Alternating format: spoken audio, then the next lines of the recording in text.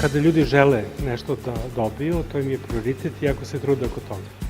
A onda kada to već dobiju, da im se promene prioriteti, tako da onda više nema takvih ponašanja koji su doveli tako, do toga da se dopadnu. I onda je to za drugu stranu malo neprijatno, zato što se on u toj prvoj fazi predstavio na jedan način, a onda, kad je ona pristala, kad je on na neki način postao sigurno u vezu, iz njene perspektive to izgleda kao da se on ohladio.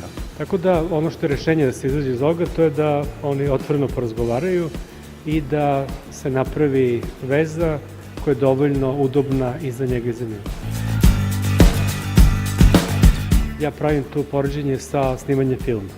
Znači, prvo treba da imate scenario kako vi želite da živite i kakvu vezu da imate i šta da se u toj vezi dešava. A onda na osnovu toga da birate takvog muškarca ili ženu koju vam se sviđaju, znači mora da postoji ta privlačnost, ali koji po svojim osobinama se uklapaju u dati scenarij.